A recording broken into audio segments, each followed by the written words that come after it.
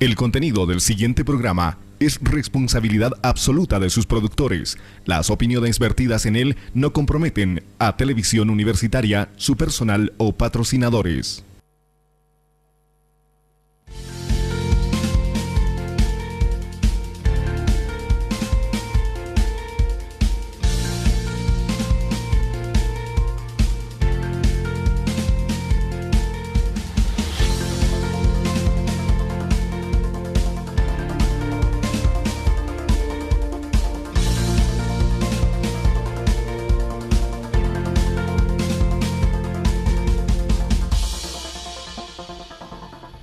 Amables televidentes, tengan todos ustedes muy buenos días, bienvenidos a un nuevo espacio semanal de Medicina TV a través de las pantallas de Televisión Universitaria. Un saludo cordial al interior y exterior del país a través de la onda satelital de este medio de comunicación dependiente de la Universidad de San Francisco Javier de Chuquisaca.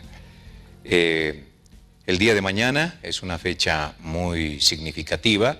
Se recuerdan muchos rubros, mucha actividad y también el cambio de estación como es la primavera. Y junto a la primavera llega la juventud, llegan también recuerdos de muchos sectores profesionales, entre ellos los profesionales médicos. Y queremos en estas personas que hemos invitado rendir homenaje al médico boliviano, al médico chuquisaqueño particularmente, para conversar sobre anécdotas, sobre la historia de la medicina, sobre la historia de la misma Facultad de Medicina de la Universidad de San Francisco Javier.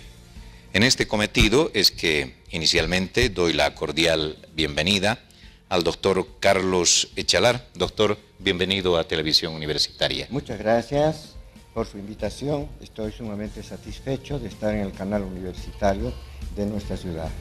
Lo propio, doy la bienvenida al doctor Antonio Dubrasic. Doctor, bienvenido, un gusto tenerlo acá. Muchas gracias, agradezco la cortesía que han tenido para invitarme. Desde luego vengo en representación de la Asociación de Jubilados y Rentistas de la Universidad. Perfecto, y aparte como profesional médico. Claro, exactamente. Muy bien.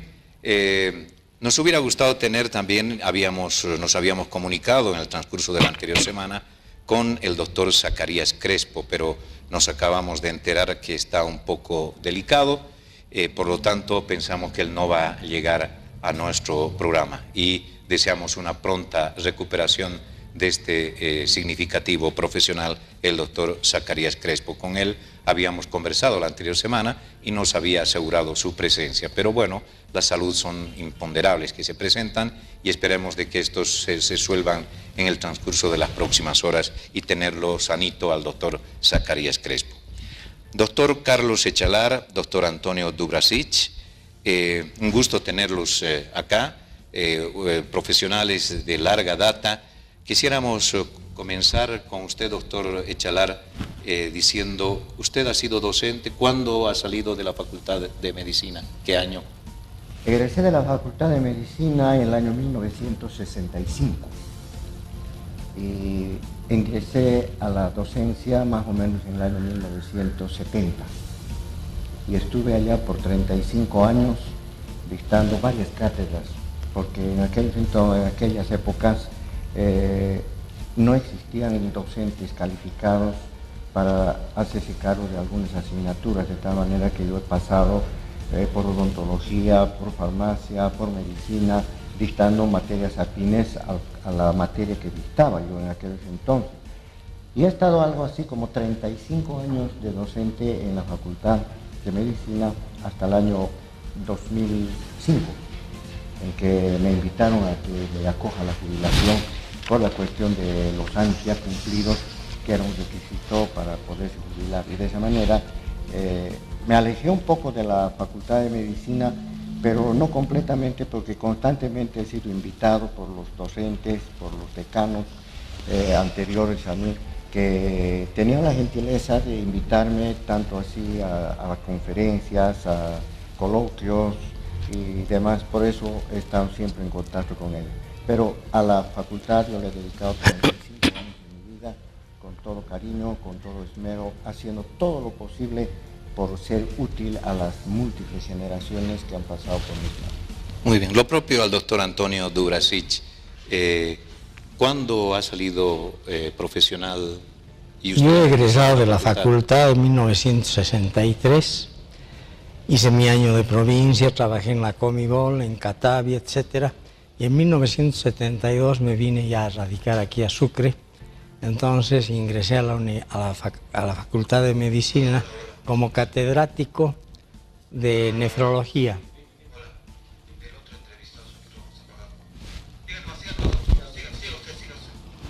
Siga nomás, siga nomás. Bueno, les decía de que en 1972 me constituí en Sucre, fui nombrado catedrático por etapas, primero adjunto, después asistente y después catedrático, de acuerdo a los exámenes que se daban, ¿no?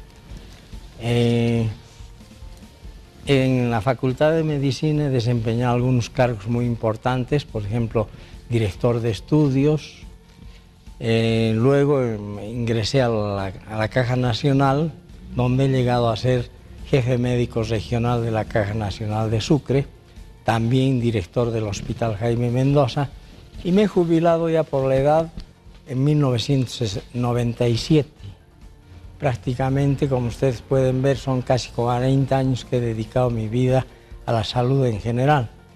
Ahora mi hobby es pues internet, he realizado algunas páginas web, una de ellas muy importante es Mar para Bolivia, que para que tengan ustedes una idea, en el mes de marzo de este año hemos recibido 13.000 visitantes y el 23 de marzo, que se considera el Día del Mar, han entrado más de 6.000 visitantes. Tenemos el control de los diversos países que ingresan a visitar la página. Entonces, de Chile al principio reclamaron, pero nosotros no insultamos porque la documentación que está allí es la misma que ha sido enviada al doctor Eduardo Rodríguez Belcé. Entonces nosotros no insultamos, solamente ponemos documentos históricos. ¿Y son cuántos integrantes del grupo? ¿Es un grupo que compone esta página, doctor? Juntamente con mi colega, el doctor Gastón Cornejo, que vive en Cochabamba, gastroenterólogo y está jubilado, y yo somos los dos que manejamos esta página. Bastante gente visita, ¿no? Sí, evidentemente. Y en el contador de visitas salen los países, incluso países tan lejanos como del África, sale el número de visitantes. De Chile hemos tenido alrededor de unas 200 personas. No entran más tampoco, seguramente, porque no les agrada mucho la idea. Correcto. Doctor Carlos Chalara, usted al extra micrófono y al iniciar esta pequeña tertulia le decía al doctor Dubrasic, ¿de qué te estás ocupando? ¿Usted de qué se está ocupando ahora? ¿Ha dejado la medicina? No, todavía. No, aún no. Para un profesional, sobre todo médico, es muy difícil dejar la profesión. Es algo que se lleva realmente dentro del alma y que es imposible que uno pueda dejar de ejercer su profesión. Felizmente, después de haberme jubilado, todavía yo tenía las atenciones privadas en mi consultorio, pero a solicitud de mi hija, que ya era el tiempo de descansar, cerré el consultorio. Pero he sido acogido en el Hospital Monseñor Jesús Pérez, donde actualmente presto atenciones, sobre todo como guía médica. La Universidad de San Francisco Javier nos había honrado con las adscripciones de médicos o de egresados para el internado. Entonces nos mandaban algunos estudiantes para hacer su internado, su rotación de internado en medicina general. Entonces yo fui designado como docente, instructor o coordinador de estos estudiantes. Entonces me dedico actualmente a eso. Por otra parte, en el Hospital Monseñor Jesús Pérez es un hospital bastante pequeño, pero de mucha trayectoria, de mucha calidad. Hace poco fue visitada por los técnicos de sedes para hacer la clasificación de sus servicios y obtuvo un 99.9% de calidad en bioseguridad. Entonces un hospital, como les digo, pequeño, con un personal médico joven, que está prestando esa servicio. Y yo me he unido a ellos sencillamente por la experiencia de los años, que sirve para ellos como una especie de aliciente para que pueda la medicina cada vez salir del pozo en que se estaba sumiendo últimamente. Sabemos que las universidades están saturadas de alumnos y la calidad de enseñanza ha disminuido con relación a los años anteriores. Entonces es necesario que los hospitales y centros de salud donde se hacen los internados hospitalarios puedan complementar un poco la enseñanza de los futuros médicos. Y esa es la situación, o digamos, la actividad que actualmente estoy realizando en el Hospital Monseñor Jesús Pérez. Muy bien. Doctor Dubrasic, conversemos sobre el transcurrir de los años que como estudiante lo cobijó la Facultad de Medicina y cómo ve los cambios, quiénes eran sus docentes, sus compañeros, para hacer una rememoración de la clase médica de aquella época de la Facultad de Medicina. Evidentemente, durante los años que me tocó estar en la Facultad de Medicina, la carrera de Medicina cumplía 7 años en realidad, ahora creo que son 5.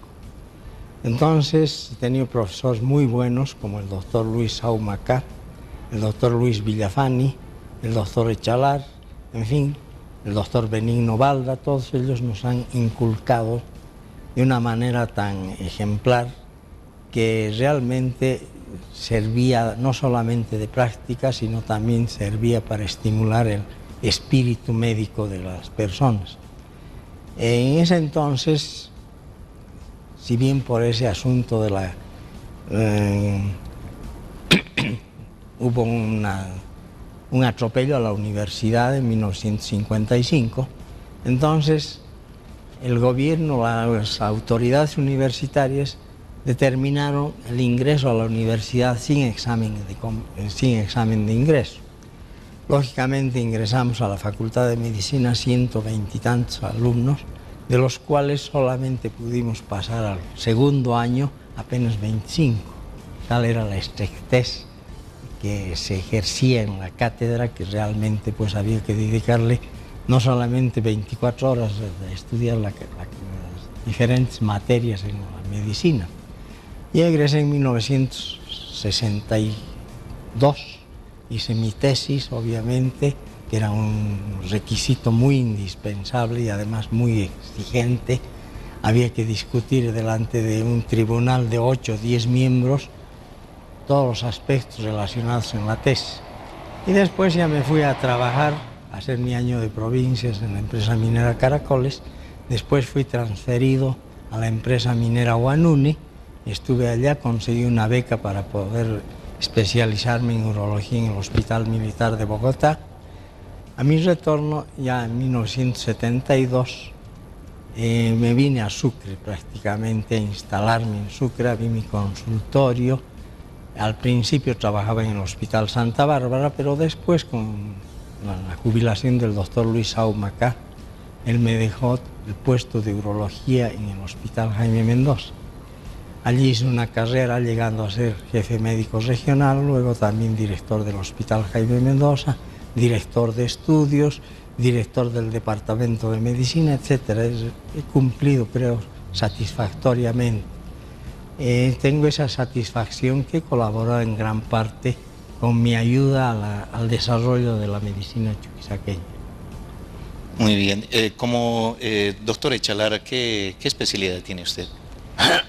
Yo tengo la especialidad de ginecología y obstetricia. ¿Cómo ve las patologías ginecológicas que han ido evolucionando? ¿Ha ido cambiando este aspecto de problemas patológicos? Sí, evidentemente han cambiado muchísimo. En realidad los problemas patológicos en sí no son los que han cambiado, sino los medios de examen, los medios de diagnóstico, que son mucho más sofisticados que antes. Como dice el doctor, antes nosotros estábamos expuestos a hacer los diagnósticos por puro examen médico, por puro examen del paciente, apenas con un laboratorio que no era de los más grandes como los que tenemos ahora, y más era la intuición médica el que hace el diagnóstico. Estas mismas enfermedades actualmente las podemos nosotros diagnosticar fácilmente por medio de la tecnología médica que ha avanzado, pero espacios gigantescos, que es una ayuda sumamente grande para el médico. Ya la clínica médica, el ojo médico que se decía antes, ya está cayendo en desuso porque existen otros ojos electrónicos que ven mejor que los nuestros y nos sacan de las dudas fácilmente. Entonces, en realidad, las patologías no han cambiado, lo que han cambiado son los métodos de examen, los medios de diagnóstico y los medios de tratamiento. Ahora, ¿que han aparecido nuevas patologías? Sí, también han aparecido nuevas patologías. Antiguamente decía uno de mis maestros que la civilización era motivo de sifilización, porque la sífilis es una enfermedad que a medida que avanzaba el progreso estaba aumentando. Hoy en día, con el progreso de la ciencia, con el progreso de la terapéutica, con el progreso de medios de diagnóstico y de prevención, casi no se escucha hablar de sífilis. Mira cómo está desapareciendo una enfermedad que arrasó prácticamente gran parte de la humanidad. Nadie quería ser el padre de esa enfermedad. Era la enfermedad de los gálicos, la enfermedad de los franceses, la enfermedad de los alemanes. Nadie quería ser, digamos, el que había comenzado con esa enfermedad. Hoy en día, gracias a métodos terapéuticos modernos, casi se ha erradicado esa enfermedad. Pero, lamentablemente, están apareciendo nuevas enfermedades. Una de ellas conocemos perfectamente bien que hasta ahora no se puede combatir al 100%, estamos hablando de la inmunodeficiencia adquirida que transmite a través de los fluidos corporales y que es una enfermedad nueva que es difícil de poderla tratar, aunque sí se la puede diagnosticar fácilmente. Otras patologías que han aparecido o que más bien se las está atendiendo con mayor eficacia que antes son las neoplasias malignas. El cáncer antes era difícilmente diagnosticado como tal. Se hablaba de tumoración, se hablaba de enfermedades, digamos, hereditarias, enfermedades tóxicas, pero no se llegaba al diagnóstico seguro de las enfermedades neoplásicas malignas. Hoy en día, con los métodos de diagnóstico, se pueden hacer el examen en sangre de los factores tumorales que nos pueden dar una idea de que hay una neoplasia en alguna parte de nuestro cuerpo. El escaneo de nuestro cuerpo a través de la tomografía, a través de otros elementos, pueden detectar un cáncer que antes no podía detectarse, sino cuando ese cáncer ya no tenía remedio de curación. En cambio, hoy, por los métodos que tenemos de diagnóstico, podemos diagnosticar y tratar un cáncer en forma muy adecuada cuando se lo diagnostica a tiempo. Por eso es que, por ejemplo, las campañas en mi rubro, en mi especialidad, la detección del cáncer uterino a través del Papa Nicolau, es una ventaja.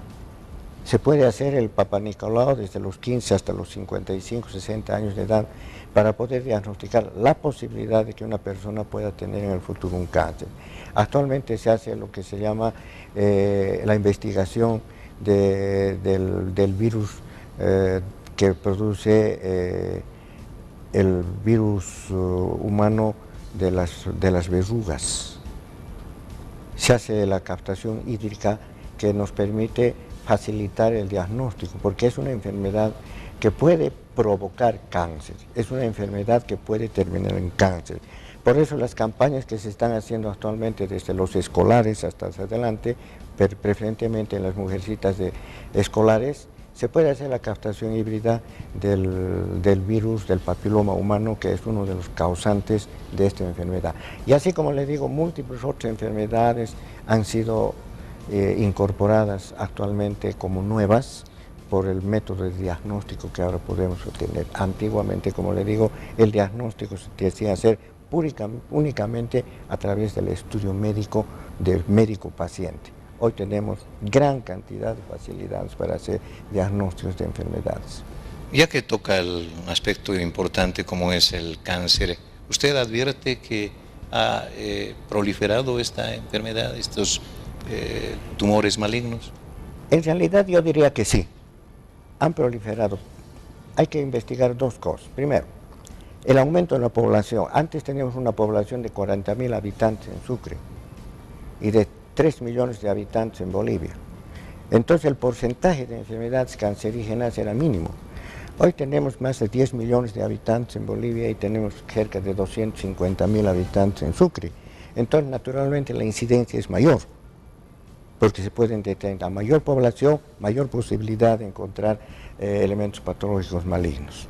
Ahora que también existen factores de riesgo que inducen a la proliferación de estas enfermedades, sí, el tabaco, el alcohol, las drogas, las comidas enlatadas, la comida chatarra que nos llamamos, los aditivos en los alimentos, los preservantes, son factores de riesgo que pueden aumentar la posibilidad de que aumente el cáncer en las personas. Doctor Dubrasic, su especialidad es urología. En este también campo, nefrología. Nefrología. Yo estuve becado en el Estado de Israel porque tuvieron la gentileza de obsequiar al Hospital Santa Bárbara y a Cosmil en La Paz un riñón artificial. Entonces prácticamente he sido uno de los primeros que ha puesto en marcha la hemodiálisis. En mis épocas, en el Hospital de la Caja, había apenas unos 20 pacientes, entonces un solo riñón abastecía prácticamente. Entonces yo realicé mi práctica, la especialidad de nefrología, que es muy diferente a la de urología. La una es clínica, la otra es quirúrgica. Tenía las dos especialidades, obviamente, y en la cátedra de la universidad dictaba mi materia, que era la nefrología. Y en el Hospital de la Caja desempeñaba como nefrólogo y como urólogo. ¿Cómo ve la evolución de esta enfermedad de aquellos tiempos a los actuales? Evolucionó bastante, porque tengo conocimiento de que creo que hay unas 6 o 8 máquinas de hemodiálisis en el Hospital de la Caja, y más o menos creo que son unos 80 pacientes. El costo es también saladísimo, porque la compra del filtro, después las soluciones son caras, y la aplicación de un servicio de hemodiálisis prácticamente resulta muy caro. Y por otro lado, pues la única alternativa que les queda a esos pacientes es el trasplante de riñón, porque estar en diálisis puede ser 1 año, 2 años, pero al final se agota también la resistencia económica y los pacientes se mueren. ¿Oneroso es una diálisis? No tengo idea en este momento cuánto cuesta, pero la Caja es la que tiene que comprar todos los equipos. Más o menos un filtro en mis épocas costaba unos $20, imagínense. Y la solución de la hemodiálisis costaba aproximadamente unos 100, 150 bolivianos, el galón, que servía para la aplicación de una diálisis. Perfecto, la gente comienza a hacer las consultas respectivas, felicitando a los profesionales médicos, y nos confirman lo que ya nos había adelantado uno de nuestros invitados, que es el doctor Zacarías Crespo. Está interno en el Hospital Santa Bárbara. Lo sentimos mucho, doctor. Una persona nos da el dato, porque al ver el programa dice que se enteró de que estaba invitado a este panel, y que ella conoce de que el doctor Zacarías Crespo está interno en el Hospital Santa Bárbara. Deseamos una pronta recuperación a este digno profesional chuquisaqueño.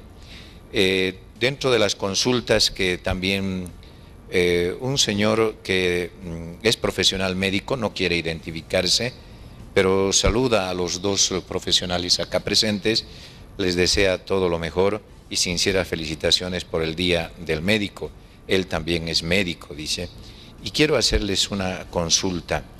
Dentro del trabajo que hemos cumplido a lo largo de todos estos años, ustedes, si me permite el conductor del programa, quiero hacerles la siguiente interrogante. ¿Cómo ven la situación de la atención médica del Estado con relación al paciente? Me refiero paciente en general, en las cajas, en los seguros, en las instituciones hospitalarias de choque. ¿Cómo advierten la desatención del Estado para con los pacientes? Esa pregunta entonces se la trasladamos a ambos profesionales, por favor. Muy interesante la pregunta que plantea el colega médico, porque a medida, como les dije anteriormente, que aumenta la demanda de atención, también aumenta las deficiencias en los hospitales. Lamentablemente en los hospitales públicos, en los hospitales estatales, en las cajas de salud, hay afluencia demasiado grande de pacientes y no se puede atender realmente en una hora, de acuerdo a los protocolos, a más de 4 pacientes. Entonces la demanda es mucho mayor que eso y la gente cree que se desatiende. Lo importante es que se necesita mayor número de profesionales médicos para poder alcanzar a atender a la mayor demanda que existe cada día. Por una parte, faltan profesionales médicos porque sobran en cantidad y en exceso pacientes que requieren atención médica. En segundo lugar, lamentablemente se hace mucho alarde de los hospitales de segundo o de tercer nivel que se inauguran en todos los lugares del país. Pero el equipamiento de estos hospitales es, digamos, precario, es el más básico que existe, que no satisface las expectativas de los médicos para poder atender con eficacia a los pacientes. ¿De qué sirve tener un hospital de 3 pisos, de 200 camas de internación, 4 quirófanos, atenciones de enfermería, etcétera, etcétera, si no tienen los elementos necesarios para poder brindar atención? Rayos X, laboratorios de calidad, tomógrafos, todos los insumos que necesita un médico. Entonces, un poco me parece, hay desatención en el equipamiento de los hospitales, que no es el de los mejores.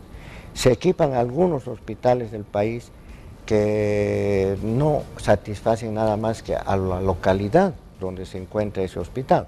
El resto del país, por ejemplo, la capital del Estado plurinacional tiene un hospital, Santa Bárbara, se está construyendo un hospital de tercer nivel, pero ¿qué falencias tiene nuestro hospital? Tiene aparatos, tiene elementos de diagnóstico que son prácticamente ya obsoletos por el uso que han recibido. El médico tiene que hacer verdaderas proezas para poder utilizar aquellos aparatos. Yo creo que la pregunta está bien hecha. Aumenta la demanda de atención, existen pocos médicos para atender y el equipamiento de los hospitales no es el de los mejores. Y por eso no hay una buena atención médica. Doctor Antonio Durasic. Yo soy partícipe de las palabras del doctor Carlos Chalar. Saludo también al colega que tuvo la gentileza de llamarnos, pero todo lo que ha expuesto el doctor Chalar se refiere a un aspecto muy importante, el aumentar el presupuesto. Actualmente se pide que por lo menos un 10% sea destinado a la salud pública de Bolivia. Con eso solucionamos todos los problemas. Solucionamos el equipamiento porque realmente el presupuesto general de la nación no llega a cubrir el 10%. Y han hecho estudios de que el sector de salud necesitaría por lo menos un presupuesto de un 10% del presupuesto general de la nación. Evidentemente, mucho se comenta sobre la cantidad de profesionales que están despachando las facultades de medicina en todo el sistema de la universidad pública como privada. Y estos profesionales, ¿dónde van a parar? Porque si estamos hablando de una falta de médicos, cuando por otro lado estamos hablando de la producción de muchos más profesionales. Entonces está habiendo algunos profesionales que están yendo a recalar en otro tipo de actividades que no es precisamente la medicina, doctor Echalar.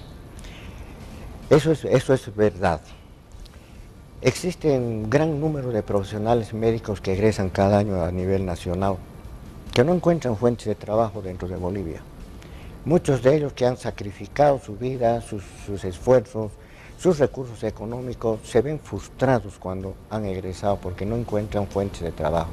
Y tienen que, prácticamente hay un éxodo de profesionales hacia los países vecinos que los acogen, porque son, como les digo, profesionales baratos, porque por la necesidad de los profesionales bolivianos están en todas las ciudades del Brasil, están en el Perú, están también en la Argentina haciendo los plantones que llaman, mientras que en Bolivia se contratan profesionales extranjeros, se les da ítem en lugar de dar ítem a los profesionales bolivianos.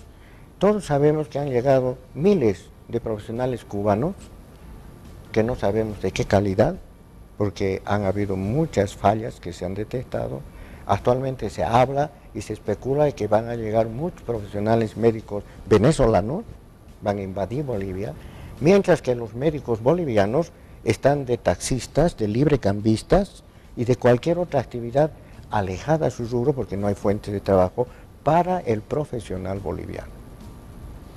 Doctor Antonio Durasich, la misma pregunta.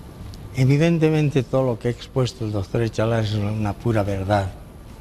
Estamos siendo abalanzados por médicos cubanos que, sobre todo en la parte de oftalmología, de acá de la ciudad han sido desplazados, pero tengo entendido que trabajan en el campo, no tienen experiencia, son prácticamente 2 o 3 años de estudio en las facultades de medicina de Cuba, entonces no tienen la capacidad suficiente y aquí los acomodan, ya sea por política o por similitud con las ideas que tenía Fidel Castro, etc.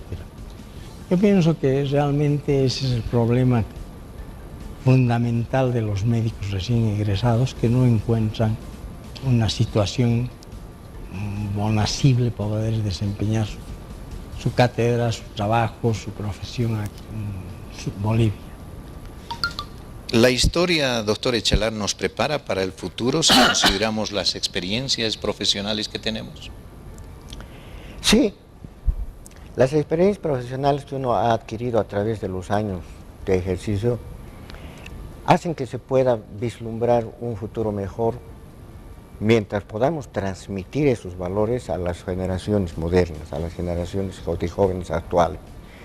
Porque si nos estancamos y no salimos de ese estancamiento, no tenemos futuro, sobre todo en cualquiera de las profesiones, sobre todo en medicina.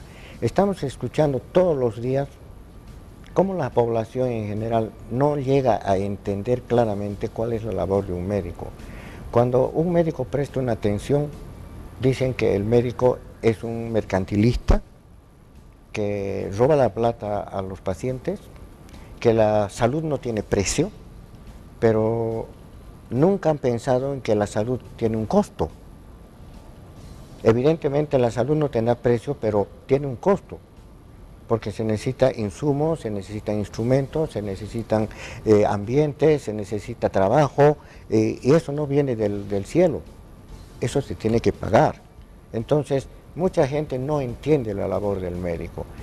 Se habla del juramento hipocrático que no cumple el médico, pero el juramento hipocrático en ninguna parte dice que el médico debe trabajar gratis, que el médico debe trabajar a un sueldo de hambre, que el médico debe dar de sí al paciente. El juramento hipocrático simplemente indica que no debe utilizar la medicina para provocar el mal, que no puede hacer público los secretos profesionales que le han sido confiados, etc. Pero en ningún momento dice que el médico debe trabajar con un sueldo de hambre. Entonces, cuando un médico cobra sus honorarios, es mal visto. Entonces, nosotros queremos inculcar eso a las generaciones nuevas y a la población en general, que la profesión médica es como cualquier otra profesión. Todo profesional tiene que recibir su beneficio porque es su método de vida. Un peluquero cobra, un carpintero cobra, un ingeniero cobra. Entonces, ¿por qué un médico no puede cobrar?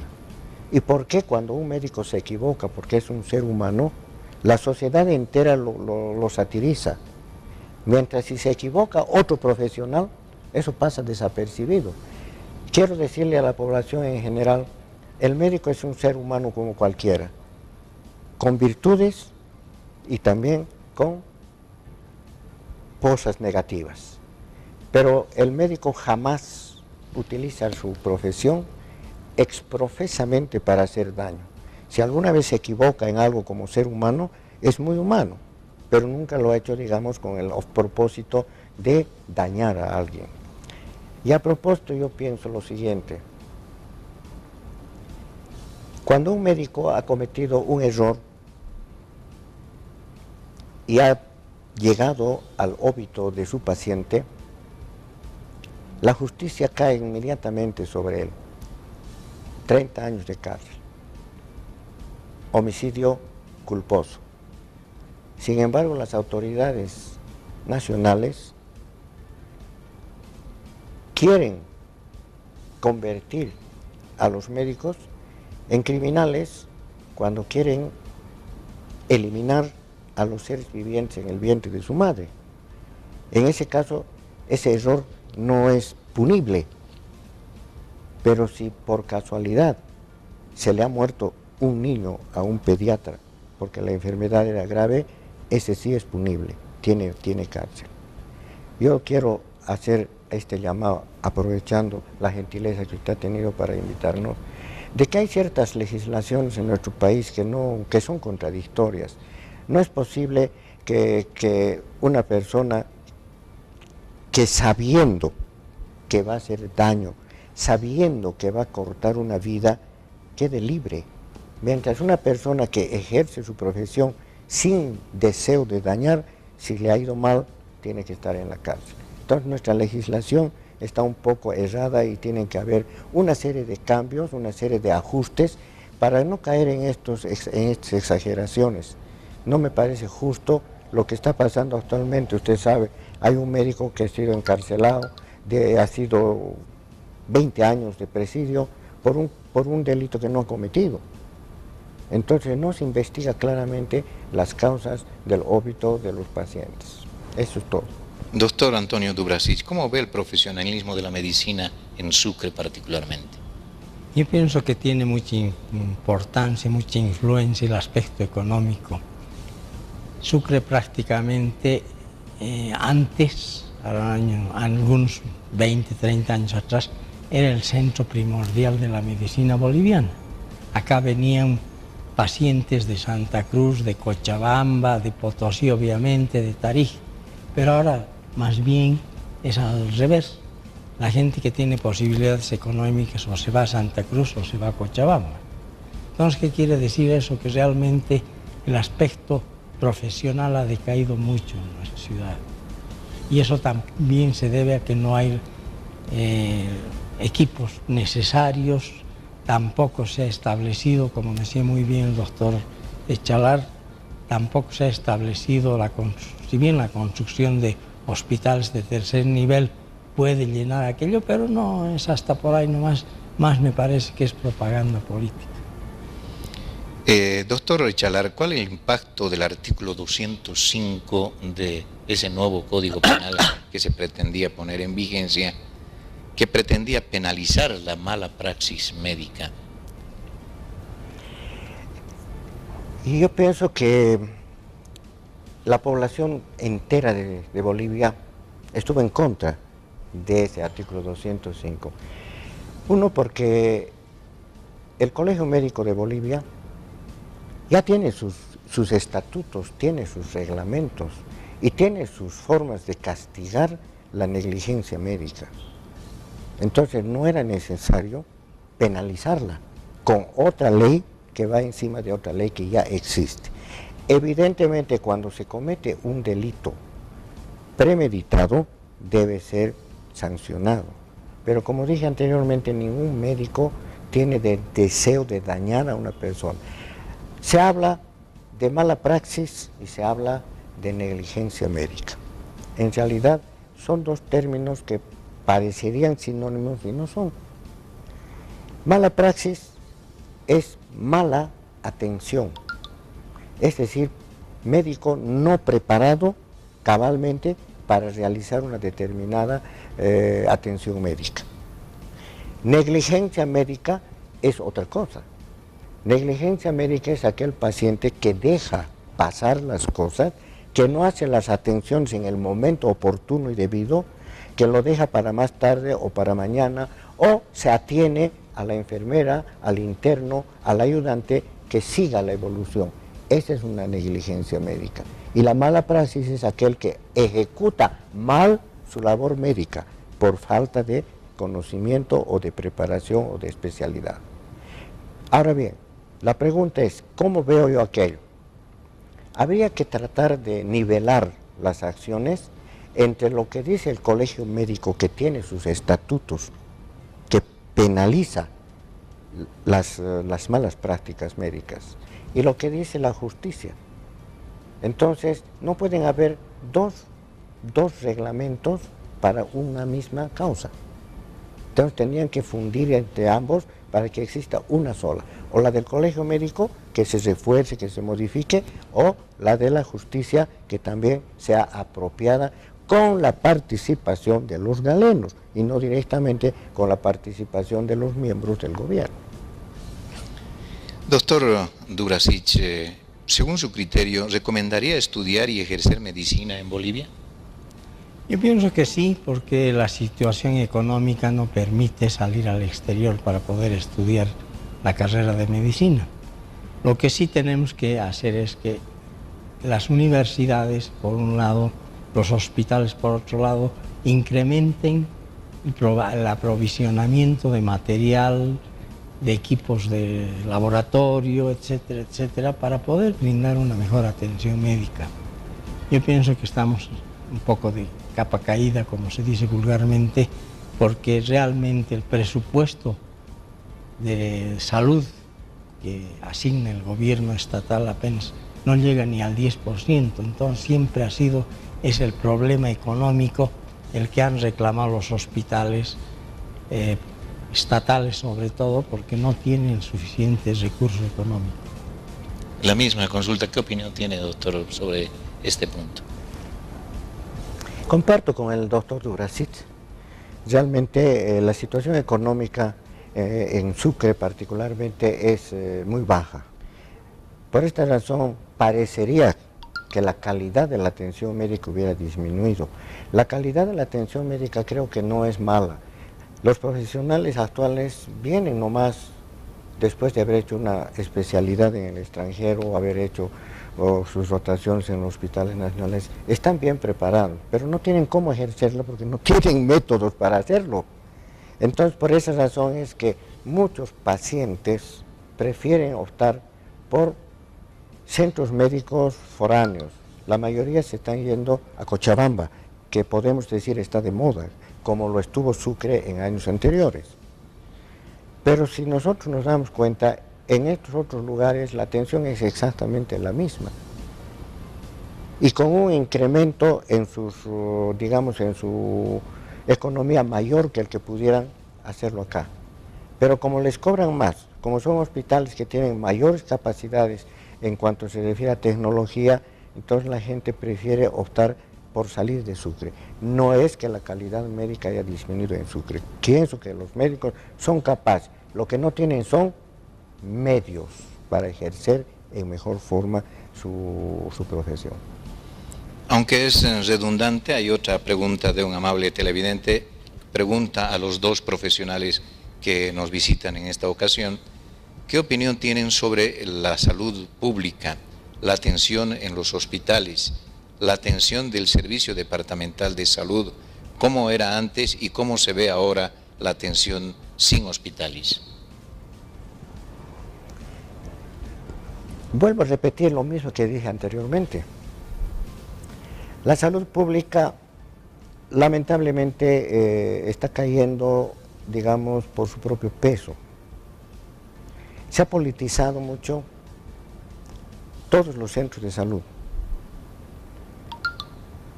No existe actualmente lo que existía en el pasado, la selección del personal de salud a través de exámenes de competencia, a través de méritos, a través de meritocracia.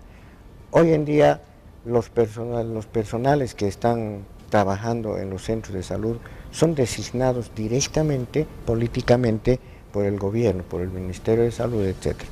Y hemos visto que no tienen la formación ni la capacidad suficiente y por esa razón cae el prestigio de nuestros hospitales. Tiene que haber una meritocracia, pero verdadera, en cuanto se refiere a la selección de los profesionales en salud. No deben ser nombrados a dedo. Eso ha disminuido mucho la calidad de atención. Es mala la atención en los centros de salud porque como le digo, ha aumentado la población que requiere atención médica y no han aumentado los números de profesionales que los puedan atender. Lo primero que hay que hacer es aumentar el número de profesionales, capacitar bien a la gente y escoger al mejor personal de salud para que pueda ejercer su profesión, no mandarlos solamente por ser políticos. Doctor Antonio Dubrasic. Yo comparto plenamente las palabras del doctor Echalar. Yo pienso que el factor económico es el que prima sobre todo para el desarrollo de la medicina. Cochabamba, que es una ciudad grande, Santa Cruz ni qué decir, realmente han desarrollado lo que hace 20 años atrás no había tanto en Cochabamba, ni en Santa Cruz, ni en Potosí. Sucre era el centro médico de Bolivia después de La Paz o paralelo a La Paz. Entonces hemos estado de bajada prácticamente por el aspecto económico, yo pienso. Porque si hubiera un presupuesto cabal para la salud pública, entonces los hospitales se encargarían de comprar equipos, de formar mejor profesionales, etc. Muy bien, el tiempo asignado a este programa va llegando a su fin y no queremos dejar la oportunidad de permitir aquí a nuestros distinguidos invitados a que puedan emitir un saludo a sus colegas de trabajo, tanto a las antiguas generaciones como a las nuevas que están incursionando, a los mismos estudiantes de la Facultad de Medicina que están incursionando en este campo. Un mensaje recordando el día de mañana, el Día del Médico Boliviano. Doctor Carlos Echalar. Voy a traer a colación un dicho antiquísimo cuando la medicina estaba comenzando con Hipócrates. Al galeno médico se lo había considerado en aquella época, se lo había designado con aquel término de iso Deus. Isos igual, Deus Dios. El profesional médico era respetado, era querido, era considerado semejante a Dios, lo que significaba que el profesional médico era una persona muy especial, muy calificada. Y pienso actualmente que si no somos semejantes a Dios, jamás podemos siquiera compararnos con Él. Nuestra profesión es sacrificada, es digna, trabaja para mitigar el dolor, en lo posible para retrasar la muerte, porque a veces no podemos evitar la muerte. Y eso hace que el profesional médico sea un profesional de alto prestigio en todas partes del mundo. Es considerado como uno de los profesionales de élite por la labor que realiza. Y por eso me permito a todos los colegas médicos de Sucre y de Bolivia en general, los antiguos médicos como nosotros, las generaciones nuevas y los que van a venir posteriormente, que sean médicos dignos, que sepan ejercer su profesión con sabiduría, que actúen de acuerdo a la ciencia y su conciencia, y les deseo para todos ellos los mejores días de su vida. Los felicito ampliamente porque la labor que están realizando es loable. Y me permito felicitar a mis colegas actuales del Hospital Monseñor Pérez, que son todos jóvenes, para que sigan el ejemplo de los viejos y se dediquen alma, vida y corazón a atender al paciente. El paciente espera mucho del médico y el médico debe dar todo lo que puede para satisfacer y mitigar las dolencias corporales como también anímicas del paciente. Feliz día para todos los colegas de Bolivia, para todos los médicos en ejercicio actual o en el descanso como nosotros. Felicidades. Perfecto, doctor Antonio Dubrasic. Yo quiero felicitar también a todos los colegas médicos que el día de mañana van a conmemorar un aniversario más del Día del Médico, haciendo una pequeña referencia histórica. Antes en Bolivia se conmemoraba el Día del Médico el 3 de diciembre hasta 1967. Fue aprobado en una conferencia panamericana realizada en Dallas, sobre todo dirigida a rendir homenaje a Carlos Finlay, un médico cubano, que fue el que describió prácticamente el Aedes aegypti, que es el mosquito encargado de transmitir por un lado la fiebre amarilla y por otro lado el paludismo. En una reunión del Colegio Médico, la segunda reunión del Colegio Médico dependiente de la CONSIB, la Confederación Médica Sindical de Bolivia, el 14 de septiembre de 1966, sacaron como conclusión a solicitud, a sugerencia del doctor José Alvarado, el Día del Médico el 21 de septiembre. Posteriormente, en 1967, el 29 de diciembre, cuando estaba interinamente de presidente de la República el doctor Siles Salinas, porque cumplía funciones interinas, mientras Barrientos, que era el presidente titular, viajaba, etc. Entonces él sacó una ley estableciendo el 21 de diciembre como el 21 de septiembre como el Día del Médico Boliviano. Eso está registrado incluso en la Gaceta Jurídica Oficial de Bolivia, en el número 7234. De esa manera se establece que el 21 de septiembre de todos los años es el Día del Médico Boliviano. Ahora, si me permiten, voy a leer algo muy importante relacionado también con esta situación, escrita por Guamán Poma de Ayala en su libro Nueva Crónica y Buen Gobierno. Relata la fiesta del año que se realizaban en el Tahuantinsuyo, Copa Raimi, que correspondía al equinoccio de primavera, y dícese ese mes, Copa Raimi, una gran fiesta de la luna. En ese mes mandaron los incas echar las enfermedades de los pueblos y pesticidas de todo el reino. Los hombres armados, como si fueran a la guerra a pelear, tiran con ondas de fuego, diciendo en voz alta: salí enfermedad, pestilencia de entre la gente de este pueblo, déjanos. Y en todos rocían las casas y calles, regaban con agua y limpiaban todo. Se hacía en todo el reino y otras muchas ceremonias.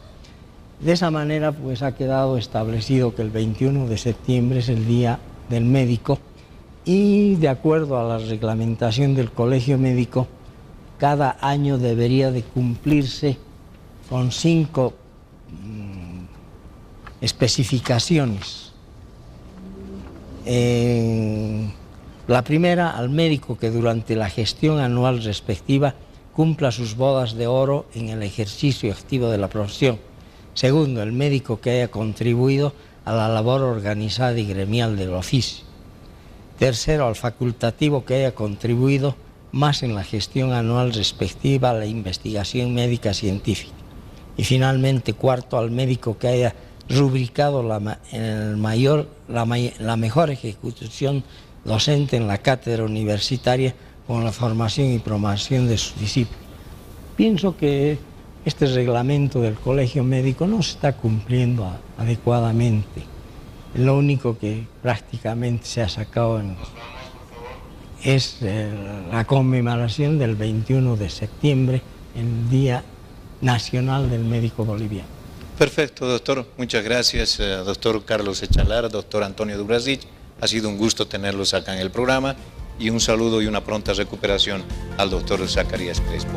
El programa ha terminado. Muchas gracias por la atención dispensada. Hasta dentro de 7 días. Permiso.